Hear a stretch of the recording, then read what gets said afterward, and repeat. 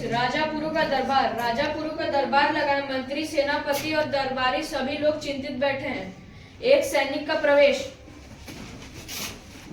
कहो सैनिक, क्या समाचार है? समाचार अच्छा नहीं है महाराज। यूनानी सेना सिंधु पार कर चुकी है। वह तेजी से हमारी ओर बढ़ रही है। महाराज, समाचार यह भी है कि तक्षशिला के राजा आम्भी सिकंदर से मिल गए हैं। हम जानते थे वह आम्भी ऐसा ही करेगा। वह देशद्रोही है। अब हमें सिकंदर के साथ ही साथ उसे भी सबक सिखाना होगा। सेनापति, युद्ध की तैयारी करो। महामंत्री, आसपास के और मित्र राजाओं को युद्ध का निमंत्रण पत्र भेजो। जो आज्ञा महाराज। और एक और बात, उनसे कहना कि अब आपस में लड़ने का समय नहीं है। वे पिछली बातें भूल जाएं और हमें सिकंदर को हराना ही होगा, क्योंकि वह बहुत सारे देशों को जीत चुका है और हमारे देश को नहीं जीत सकता। एक सेवक का प्रवेश। महाराज की जय हो, सिकंदर का दूत आया है।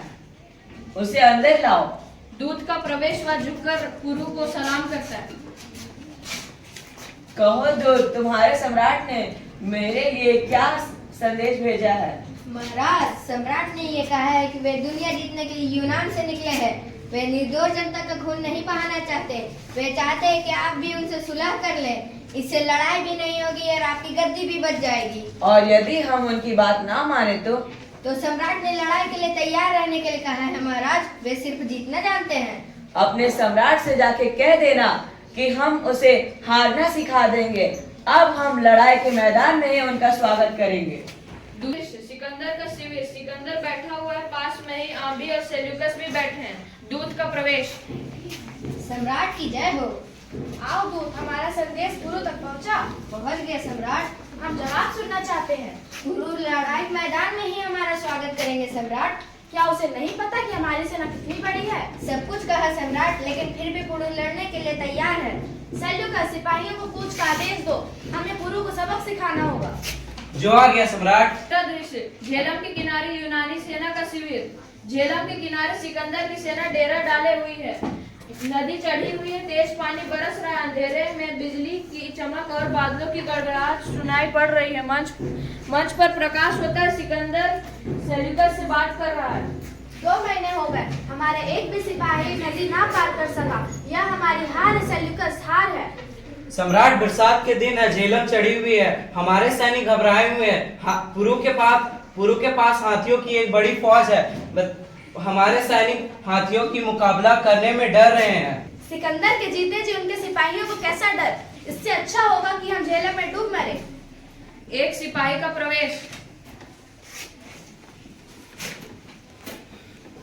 महाराज की जय हो। राजा आम्भी आपसे मिलना चाहते हैं। उन्हें आदर के साथ अंदर ले आओ। प्रणाम सम्राट। आइए राजा आम्भी, हम आप ही का इंतजार कर रहे थे। हमारे सिपाही पुरु के हाथियों से डरे हुए हैं। लगता है लड़ाई का विचार छोड़ना होगा। आप ऐसा ना सोचे सम्राट। यह वर्षा हमारे लिए वरदान है। दलदल और गीली जमीन हाथियों के पैर नहीं टिकते। कल का दिन आपका विजय का दिन होगा। आप केवल सेना को कूच का आदेश दें। आदेश देने से क्या होगा? सेना झेलम कैसे पार करेगी? सम्राट, यह मेरे ऊपर छोड़ दे। यहाँ से कुछ दूरी पर नदी के बीच एक टापू है। सेना वहाँ से आराम से पार हो जाएगी। सेल्यूकस, सिपाहियों को कूच का आदेश दो। हमारा घोड़ा ले आओ। चौथा दृश्य रात का समय। मंच पर अंधेरा। पर्दे के पीछे पुरु के सोते हुए सैनिक पर सिकंदर की सेना का आक्रमण। पर्दे के पीछे से लड़ाई की आवाज आती है। लोग चीखते चिल्लाते हैं। हाथी घोड़ों की आवाज भी सुनाई पड़ती है। थोड़ी ही देर में सिकंदर जिंदाबाद का नारा गूंजता है। पर्दा उठता है। मंच पर सिकंदर बैठा हुआ है। वह अपनी विजय पर खुश है। सेल्यूकस को पुकारता है। Seleucus, Seleucus. आ गया सम्राट। कैदी को पेश करो। सेल्यूकस जाता है और बंदी पुरु को लेकर आता है। आइए राजा पुरु, अब तो आपने सिकंदर की वीरता देख ली। हाँ, वीरता नहीं, धोखा जरूर देखा है। रात में चोरों की भांति आक्रमण करना सिकंदर को ही शोभा देता है। युद्ध है राजा पुरु।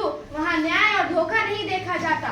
हम आपकी बहादुरी की तारीफ करते हैं। हमने अंधेरी रात को आपकी चमकती हुई तलवार को देखा है। अब आप हमारे कैदी हैं। बताइए आपके साथ कैसा व्यवहार किया जाए। वैसा ही जैसा एक राजा दूसरे राजा के साथ करता है। सुना सम्राट, रस्सी जल गई पर ऐंठ नहीं गई। आम्बी, आप बहादुरों की इज्जत करना नहीं जानते। हम आपके जवाब से खुश हुए। ऐसा जवाब तो सिर्फ एक बहादुर ही दे सकता है। हम आपका वह राज्य आपको वापस करते हैं। अब आप आजाद हैं। मगर सम्राट, आपने तो यह राज्य मुझे देने का वादा किया था, यह धोखा है। आम्बी, अपनी औकात समझो। धोखा मैंने नहीं, तुमने अपने राज्य के साथ किया है। देशद्रोहियों को सबक सिखाना यूनानी खूब जानते हैं। राजा पुरु, अब आप जा सकते हैं। हम आपको वचन देते हैं कि आज से जब तक हम हैं तब तक हमारी मित्रता कायम रहेगी। तो देखा, हमारे कक्षा 7वीं के ज्ञान सागर के देश पाठ देशभक्त पुरु का नाटक मंचन हमने कितने सुंदर ढंग से किया। उम्मीद करती हूँ कि आप सबको यह पसंद आया होगा।